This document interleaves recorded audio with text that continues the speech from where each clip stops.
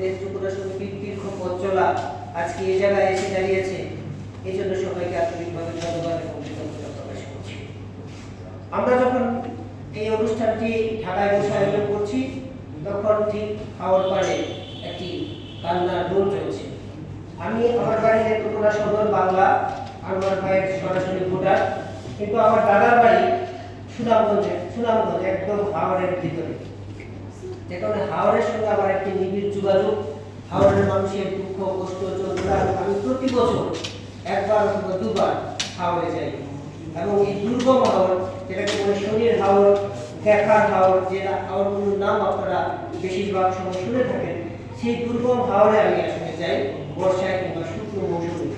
কেবল হাওড়ের মানুষের জীবনের চিত্র, জীবনের সংগ্রাম, জীবনের লড়াই, এবং সেখানে আমার রক্তের সম্পর্কের মানুষজন প্রচুর রয়েছে, যে কারণে তাদের কষ্টের কথাগুলো, সংকটের কথাগুলো, দুর্ভোগের কথাগুলো আমার কানে কিংবা হৃদয় স্পন্দনে বারবার স্পন্দিত হয়। তাই আমি বলতে চাই, আমরা যে আজকে আয়োজনটি করেছি, এই আয়োজনটির খুবই প্রয়োজন ছিল, এবং হাওড়ের যে সম্পদ, হাওড়ের যে রূপ, সেই রূপটি কিন্তু নির্ধারণ করা হয়েছে অনেক আগে, যে হাওড় কি কারণে আক্রান্ত এবং কি সংকটে ভুগছে। হাওড় একটি প্রতিকূল পরিবেশের মধ্য দিয়ে হাওড় সংক্রমিত হয়েছে, এবং হাওড়কে মানে প্রকৃতির বিরুদ্ধে হাওড়ে আমরা গিয়ে দাঁড়িয়েছি, যে কারণে হাওড়ে এই সংকটটি আজকে নতুন নয়, যুগ যুগ ধরেই চলছে। এই সংকটটিকে মোকাবেলা করার জন্য আমাদের মাসুদ করিম ভাই যে প্রস্তাব দিয়েছেন, একটি হাওড় মন্ত্রণালয় গঠন করার জন্য, আমি এই প্রস্তাবের সঙ্গে সম্পূর্ণ একমত।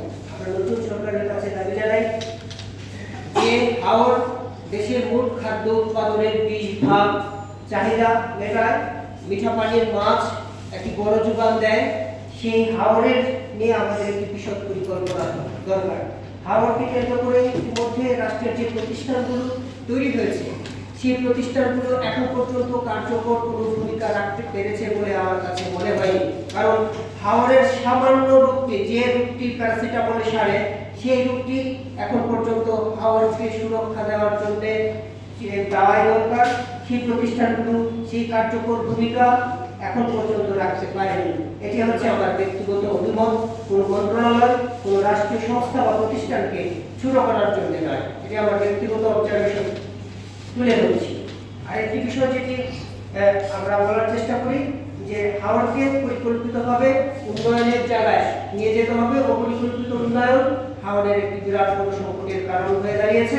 নদী, নালা, খাল, বিল, হাওড়, বাওড়, এই যে সংজ্ঞার যে জায়গাটি, সেটি এখন পর্যন্ত আমরা নির্ধারণ করতে পারিনি।